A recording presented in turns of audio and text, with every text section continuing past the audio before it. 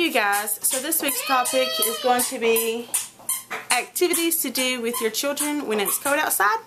So some of the things that we do, first of all, the only thing that we do out of the house would be library school, and that's on Thursdays. My girls absolutely enjoy that. The things that we do at home would be, we do like to have a movie night and a game night each week. We do try to do those when Daddy is off, so therefore those are not on the same day every week.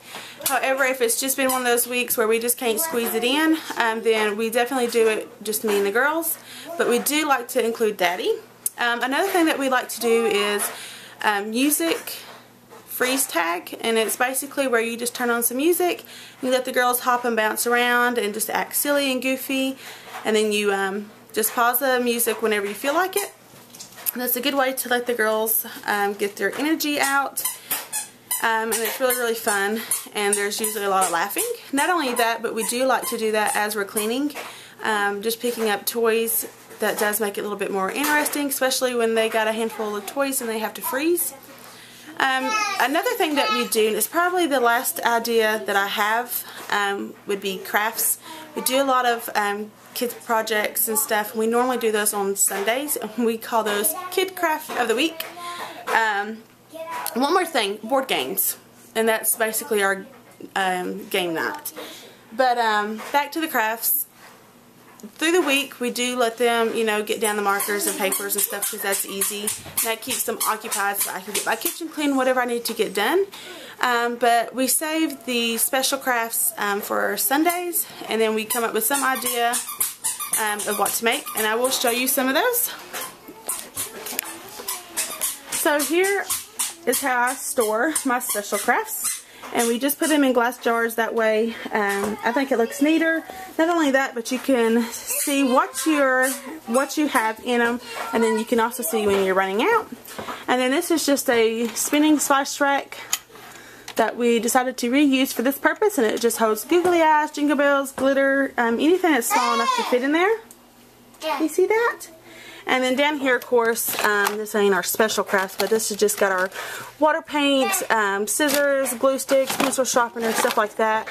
This has markers, and then these are the Color Wonder markers for Kira, and then crayons. And then in here, we just have foam sheets, pipe cleaners, washable paint. We got some finger paint. There's some beads down in there. So those are just some of our crafts. And then in this cabinet is where I like to keep all their construction paper, their drawing pads, and their coloring books.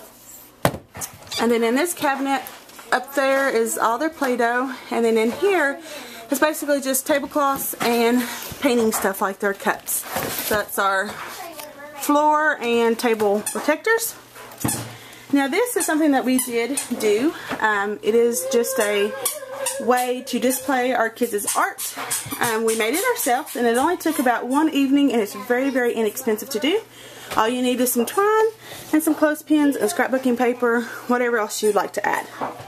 So this is for Alexis, this is for Maddie, and this is for Kira. And as you can see, they are shapes, so that way I can say, hey Kira, where's the circle at? And she can point it out.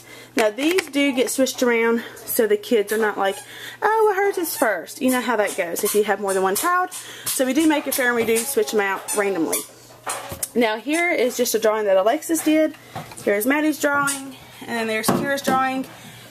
If it's something that can't be hung up here, our Kids Craft of a Week, then we just hang whatever we do through the week.